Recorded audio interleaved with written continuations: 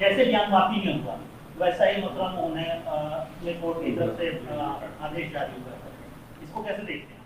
नहीं, मेरा मानना यह है कि जुडिशियल प्रोप्राइटी ये डिमांड करती है कि जब सुप्रीम कोर्ट ने बाबरी मस्जिद अयोध्या केस में 1991 places of religious worship act के बारे में कह दिया है कि उस वो कॉन्स्टिट्यूशनल लॉ का हिस्सा है, भारत के संविधान के बेसिक स्ट्रक्चर का हिस्सा है, तो ये फैसला मेरी राय में ये फैसला गलत है। और सुप्रीम कोर्ट में आपने सही कहा, ज्ञान वापी के सिलसिले में भी वो अभी केस पेंडिंग है। तो मेरी गुजारिश वहाँ के ज़िम्मेदारों से है कि फ़ौरन सुप्रीम कोर्ट में जाकर इस सर्वे के ऑर्डर के ख़िलाफ़ सुप्रीम कोर्ट में अपील करें, क्योंकि ये 91 एक्ट के ख़िलाफ़ है। सुप्रीम कोर्ट ने जो फैसला दिया था बाबरी मस्जिद राम मंदिर के केस में उसके भी ख़िलाफ़ है। और जुडिशियल प्रोप्राइटी ये डिमांड करती है कि सुप्रीम कोर्ट ने उस केस में ये कहा था बाबरी मस्जिद के राम मंदिर केस में कि कंट्रोवर्सी इरप्ट होंगे। अब आप इस सर्वे के ज़रिए एविडेंस को क्रिएट करना चाह रहे हैं, तो मेरी राय यह है कि उस ईदगाह के ज़िम्मेदारों को फ़ौरन सुप्रीम कोर्ट के पास जाना चाहिए। सर्वे हुए तो सर प्रॉब्लम क्या है? सर्वे हुआ नहीं, तो मिल ही जाएगी। नहीं, क्लैरिटी का सवाल नहीं है, सवाल सुप्रीम कोर्ट के और पार्लियामेंट के कानून की बात है। जो पार्लियामेंट ने कानून पास कर दिया कि बाबरी मस्जिद राम मंदिर के बाद कोई दूसरे कंट्रोवर्सीज को हाथ नहीं लगाया जाएगा, मुद्दों को खोला नहीं जाएगा। और सुप्रीम कोर्ट ने बाबरी मस्जिद राम मंदिर केस में भी उसकी बात कही है कि उसको कॉन्स्टिट्यूशनल लॉ और बेसिक स्ट्रक्चर का हिस्सा करार दिया है। तो इसलिए मेरा मानना यह है कि वो इसके उस ऑर्डर के जो हाई कोर्ट का ऑर्डर है उसके खिलाफ फ़ौरन सुप्रीम कोर्ट जाना चाहिए उनको और उस सर्वे को रुकाना चाहिए। सर, असम में मदरसा डिमोलिश किया गया है, उस बारे में मेरे को नहीं मालूम है। सर, झारखंड में जो घटना घटी है उस पर आपका क्या कहना है? झारखंड में जो दुमका में जो हरकत हुई है वो काबिल मजम्मत है, कंडेमनेबल है, और वो हैवानियत की एक मिसाल पेश करता है कि एक नौजवान ने एक बच्ची को ज़िंदा जला दिया है। तो जितना भी उसका कंडेम किया जाए कम है, और मैं उसको पूरे सख्त अल्फाज में उसका ना सिर्फ कंडेम करता हूँ बल्कि झारखंड की सरकार से ये मुतालबा भी करता हूँ कि उस केस को अच्छी तरह से डील करें, और अगर हो सके तो एक कोर्ट को डेजिग्नेट करवाए और वहाँ पर ये केस चलाया जाए और उसको सख्त से सख्त सजा दिलाए कानून के तहत। सर, आपने 15 दिन में फांसी मांगी है, बीजेपी ये कह रही है कि फास्ट ट्रैक कोर्ट में इसको चलाइए और 15 दिन के अंदर सबको फांसी दें। तो ठीक है, हम भी डिमांड कर रहे हैं कि एक स्पेशल कोर्ट बनाया जाए और क़ानून के तहत उस पर केस चलाया जाए, केस को मजबूती से लड़ाया जाए, और जो सख्त से सख्त सज़ा हमारे इंडियन पीनल कोड में है वो उनको उस शख्स को मिलनी चाहिए। काबिल यानी जस्टिफाइबल से छोड़िए, ये तो हैवानियत है। ये सर, नमाज पढ़ने को लेकर आपने एक ट्वीट किया है, उस पर आपका क्या है? देखिए, आप लोगों को थोड़ी जानकारी होगी, अगर नहीं है तो मैं बताना चाहूँगा कि 1980 में इस गांव के ज़िम्मेदारों ने इस बात को तय किया था कि जुम्मे की नमाज एक पर्टिकुलर घर में अदा की जाएगी। तो 1980 से एक मुसलमान के ज़ाती मकान में ये जुम्मे की नमाज अदा हो रही है 1980 से। अब अचानक आप आकर वहाँ पर कहते हैं कि नहीं, आप नमाज नहीं पढ़ेंगे वहाँ पर। भाई, मेरा ज़ाती घर है, मैं अपनी ज़ाती प्रॉपर्टी में नमाज पढ़ रहा हूँ। क्या कोई मुसलमान किसी और समुदाय के रिलीजियस प्रेयर्स के ऊपर कोई इतराज़ कर रहा है क्या? तो ये तो सरासर नाइंसाफ़ी है, जुल्म है। ये आप क्या डिमांड करते हैं? डिमांड क्या कर रहे हैं? डिमांड क्या है कि मेरे को आर्टिकल 25 में फ्रीडम ऑफ रिलीजन है, मैं अपने ज़ाती मकान में वहाँ पर उस गांव के ज़िम्मेदारों की बात ये तय हुई थी कि जुम्मे की नमाज में पढ़ रहे हैं। अभी क्या है उसमें, आप नहीं पढ़ना नमाज, ये क्या बात है? अरे 1980 से न्यूसेंस नहीं क्रिएट हो रहा, आप कैसा क्रिएट हो रहा है भाई? क्या कोई मुसलमान किसी और समुदाय के बारे में कह रहा है कि भाई उनका वर्शिप नहीं होना चाहिए? उनकी इबादत नहीं होना चाहिए, तो आप क्यों कर रहे हैं ये? आखिर अब अगर मैं घर में नमाज नहीं पढ़ूंगा तो कहां पढ़ूंगा? रोड पे पढ़े तो आप बोलते रोड पे नहीं पढ़ सकते, जबकि सुप्रीम कोर्ट ने कह दिया कि भाई नमाज आप कहीं भी पढ़ सकते। मस्जिद आपके लिए एसेंशियल फीचर नहीं है, सुप्रीम कोर्ट ने कह दिया, अब हम घर में पढ़ रहे हैं तो उस पर एतराज। क्या नहीं, आप तो चारों तरफ से आप हमको दबदबा देना चाह रहे हैं। सर राजा सिंह के मामले में सर कर्नाटक में मीट बैन के इशू पे अभी ऑर्डर्स पास किए कर्नाटक की गवर्नमेंट ने, और कहा है कि गणेश चतुर्थी के अवसर पर अब वहाँ पे मीट सेल नहीं होगा। बेंगलुरु में जो कर्नाटक की सरकार ने ऑर्डर पास किया वो संविधान के आर्टिकल 14, 19 और 21 के सरासर खिलाफ है। भाई मेरा right to occupation, right to livelihood, right to life और प्राइवेसी, सुप्रीम कोर्ट ने तो यही कहा था ना कि मैं क्या खाऊंगा, क्या नहीं खाऊंगा, क्या पहनूंगा, वो आपका इख्तियार ही नहीं है वो।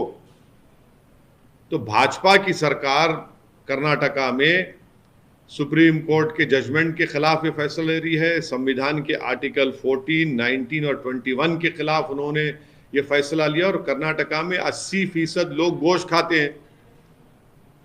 केंटकी फ्राइड में चिकन मिलेगा, मैकडॉनल्ड में बर्गर मिलेगा, होटल में गोश्त मिलेगा, मगर वो जो गरीब अपनी छोटी दुकान खोलकर कारोबार करके अपना पेट काटता है, वो जो छोटे गरीब लोग जो प्रोटीन हासिल करने के लिए अपना गोश्त खाते हैं, आप उनको सजा दे रहे हैं। ये दौलतमंदों की सरकार है ये, और आप तो संविधान के खिलाफ है। 80% लोग गोश्त खाते हैं और सब जानते हैं कि वो एक बेहतरीन न्यूट्रिएंट है गोश्त। चिकन की दुकान बंद रहेगी, गोश्त की दुकान बंद रहेगी, क्या है ये? और इतना बड़ा बेंगलुरु है जहां पर मल्टीनेशनल कंपनीज है, सॉफ्टवेयर इंडस्ट्री है, क्या पैगाम दे रहे हैं पूरी दुनिया को भाजपा वाले? सिर्फ नफरत है आपको क्योंकि वो कारोबार ज्यादा मुसलमान करते।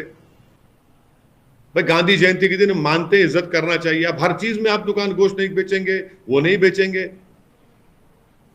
क्या करेगा फिर गरीब बताइए? तो ये बिल्कुल सरासर गलत फैसला है उनका। सर बीजेपी के सस्पेंडेड एमएलए के मामले में उधर से तैयारियां हो रही कि उनको बेल दिलाया जाए, कानूनी हेल्प किया जाए, तो क्या आपकी पार्टी की तरफ से या आप शहर के नुमाइंदे हैं? नहीं, आपका सवाल बहुत अच्छा है क्योंकि आप एक नहीं, आप एक जिम्मेदार न्यूज एजेंसी के जिम्मेदार हेड हैं। आपने सवाल में ये पूछा कि भाजपा की तरफ से तैयार हुई है, तो मेरा नहीं, आपने कहा था अभी, आपने कहा था कि भाजपा की तरफ तैयारी हो रही है। मैंने पार्टी का नाम आपने नाम नहीं लिया। तैयारी कौन कर रहे हैं? आपने कहा भाजपा। उनके लोग अच्छा, उनके लोग तैयारी कर रहे हैं। उसके मेरा उनके लोग आपने अभी क्वेश्चन रिवाइंड कर लीजिए। आपने कहा कि भाजपा की तरफ तैयारी हो रही है, तो सच कहा आपने। मैं पहले दिन से ही कह रहा हूं कि भाजपा सिर्फ लोगों के आंखों में धूल झोंकने के लिए सस्पेंशन एक ड्रामा था, और वो ड्रामा ही है। वो एक ऑडियो भी लीक हुआ था, उसमें भी ये बात कही गई है। तो जो भी कानूनी कार्रवाई करना है वो पुलिस और तेलंगाना की सरकार को करना चाहिए, और हम उम्मीद करते हैं कि वो कानूनी कार्रवाई करेंगे। सर सस्पेंशन ड्रामा था क्या? अरेस्टिंग भी ड्रामा था आपके साथ? देखिए यहाँ पर अगर तेलंगाना की पुलिस ने किया ना सर। हाँ, देखिए आप ही जवाब दे रहे हैं मेरे सवाल का, मेरी जरूरत ही नहीं है माशाल्लाह से। नहीं, सुनिए आगे देखिए। थैंकफुली यहाँ पर भाजपा की सरकार नहीं है, इसीलिए गिरफ्तारी हुई। दिल्ली में लॉ एंड ऑर्डर भाजपा के पास है, इसलिए नुपुर शर्मा रेशमी कपड़ों में महफूज है। तो क्या करेंगे? यहाँ पर पुलिस ने हरकत की, गवर्नमेंट ने ये कहा कि हम इस चीज को टॉलरेट नहीं करेंगे, किसी समुदाय के खिलाफ कोई बकवास बकेगा तो कानून अपना काम करेगा, इसलिए उनकी अरेस्टिंग हुई।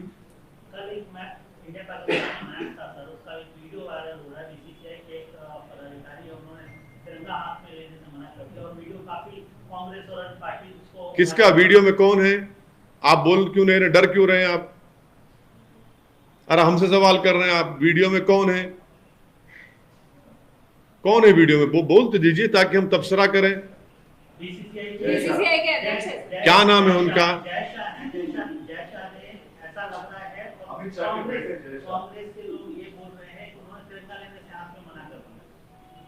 तो मेरा मानना यह है कि सिर्फ तिरंगा उठाने से किसी की मोहब्बत भारत के लिए वो प्रूव नहीं करता।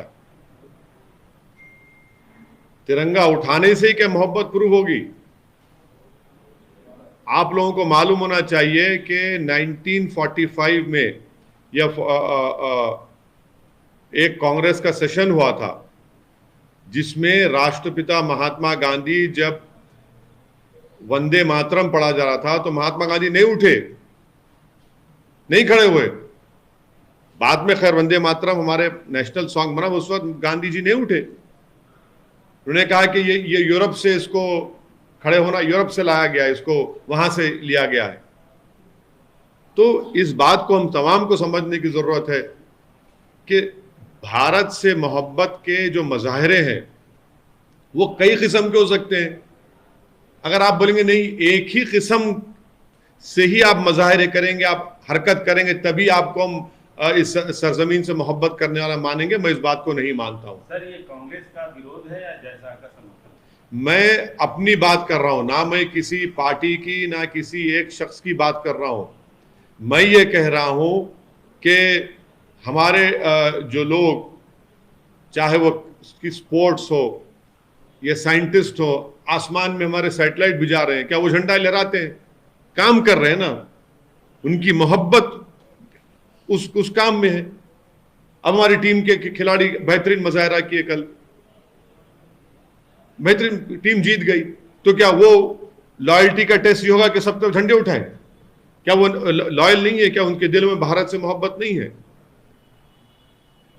ऐसे मैचेस और होने चाहिए सर इंडिया पाकिस्तान के बीच में। हाँ, इंडिया पाकिस्तान के बीच में और मैचेस होने चाहिए। हम तो बोलते हैं कि आतंकवाद और क्रिकेट साथ में नहीं चल सकता। तो फिर आप ये सवाल बीजेपी से पूछिए, आप ये सवाल प्रधानमंत्री से, उनकी सरकार से पूछिए। जब क्रिकेट और आतंकवाद एक साथ नहीं चल सकता है और फिर चीन हमारी इन कोशिशों को नाकाम बना रहा है सिक्योरिटी काउंसिल में कि जो टेररिस्ट 26/11 में इन्वॉल्व थे उनको हम सैंक्शन करना चाह रहे, जो पाकिस्तानी है, तो चीन उसको अलाउ नहीं कर रहा है। उसके बावजूद भी हम क्रिकेट मैच खेल रहे हैं। हम सीजफायर एग्रीमेंट साइन करते हैं पाकिस्तान से, आज भी टेररिस्ट निकल कर आते हैं कश्मीर में, जम्मू में, ड्रोन से हथियार आते हैं पंजाब में, फिर भी हम क्रिकेट मैच खेल रहे हैं। तो सरकार को बताए कि पॉलिसी, फॉरेन पॉलिसी क्या है आपकी? क्या पाकिस्तान से मुकम्मल डिप्लोमेटिक रिलेशनशिप पूरा कायम कर लेंगे? क्या है, मैंने किस राह पे लेके जाना चाह रहे हैं, बता दीजिए आप। No, this is a question which the Narendra Modi-led government should answer to the nation, because it is they who have said that terrorism and cricket cannot go along. If that be the case, then what is the present status? It is a fact that through drones, arms are being sent. It is a fact that we have signed a ceasefire agreement with Pakistan, but despite that, terrorists are still coming. Despite that, we are seeing visuals of how terrorists are also being killed or annihilated by our security forces. We are still seeing that in the valley, Pandits are being assassinated, are being killed. We are still seeing that our security forces are being killed. So we want to know. Let the Modi government throw some clarity on this. Sir, हाल ही में Assam government ने एक standard operation procedure निकाला है जिसमें उनका ये कहना है कि जो भी बाहर से खास तौर पर इमाम आएंगे उनको रजिस्टर कराना पड़ेगा पुलिस स्टेशन में जाके, उनकी सारी आइडेंटिटी। बाहर से मतलब कहाँ से? बाहर राज्यों से, भारत में। हाँ, बाहर राज्यों से जो भी इमाम वहाँ पहुँचेंगे, खास तौर पर उनको पुलिस स्टेशन में जाके अपना रजिस्ट्रेशन कराना पड़ेगा, आइडेंटिटी करनी पड़ेगी, और ये वहाँ के मदद से मस्जिद कमेटी की जिम्मेदारी होगी कि इस बात की सूचना पुलिस को पाए। उसको आप कैसे? उसका क्या कानूनी पहलू है? कुछ है ही नहीं। क्यों रजिस्टर करेंगे भाई? वो भारत का नागरिक है, वो इंडियन नेशनल है वो। हाँ, अगर कोई ऐसे नॉर्थ ईस्ट के इलाकों में जा रहा है जहां पर मुझे जाने के लिए वीजा की जरूरत पड़ती है, या मुझे कुछ क्या बोलना चाहिए, वीजा नहीं बल्कि जो परमिशन लेटर होना पड़ता है लक्षद्वीप जाने के लिए और दूसरे, वो अलग बात है। अगर कोई भारत का नागरिक जा रहा है, वो एक इस्लामिक स्कॉलर है, उसको रजिस्टर क्यों कराना पड़ेगा? क्या भारत में फ्री मूवमेंट की रोकथाम लगा रहे हैं क्या वहाँ के मुख्यमंत्री वहाँ पर? और वो कौन होते हैं किसी पर शक करने वाले? वो क्या भूल गए कि भारत की जंग आज़ादी में कौन थे? मौलाना महमूदुल हसन, हुसैन अहमद मदनी, उबैदुल्ला सिंधी, कौन थे लोग? इतने बड़े आलिम दीन ने भारत को अपनी जानें अपनी जेलों में रह रहकर, माल्टा की जेलों में रहकर भारत को आज़ादी दिलवाई, और हम 75 साल का आज़ादी का जश्न मना रहे हैं। और अब उसी आलिम दीन को, उसी स्कॉलर को आप कह रहे हैं कि तुमको अगर आसाम आए रजिस्टर करना पड़ेगा। क्या हम खराज अकीदत पेश कर रहे हैं जो 75 साल की आज़ादी मना रहे हैं? हम क्या पैगाम दे रहे हैं उन मुजाहिदीन आज़ादी को जिसमें आलिम दीन थे, जिन्होंने अंग्रेज़ों के खिलाफ जिहाद का फतवा दिया कि भाई अगर आप इस प्रदेश में आएंगे तो रजिस्टर करना पड़ेगा। सरकार का तर्क ये है कि बाहर से आने वाले लोग आतंक फैलाते हैं। कौन से बाहर के लोग? क्या? अरे भाई अब ये बताइए, जितने वहां पर जो मिलिटेंट ऑर्गेनाइजेशन है, क्यों बाहर के लोकल हैं वो, जिन पर सरकार ने उन पर पाबंदी आयत लगा दी, जो बांग्लादेश में बैठे हुए हैं? उल्फा कहां की है? वो टेररिस्ट ऑर्गेनाइजेशन है, आपने पाबंदी लगा दी, मगर ये तो नॉर्मल ह्यूमन बीइंग है, इसका कोई ताल्लुक ही नहीं है। कोई ऑर्गेनाइजेशन को अगर आप बैन कर रहे हैं तो समझ सकते बात को। कोई इस्लामिक स्कॉलर है, कोई मौलाना है, कोई आलिम दीन है, कोई मुहद्दिस है, कोई मुफ्ती है, बाहर से आएगा तो क्या उसका वो करेंगे? क्या गलत है ये बिल्कुल। मदरसों पे आरोप लग रहे हैं कि मदरसों पे आरोप, ये तो झूठा आरोप है, झूठा आरोप है। आप पूरे मदरसों को बदनाम कर देंगे क्या? कितने मदरसों को बदनाम करेंगे आप?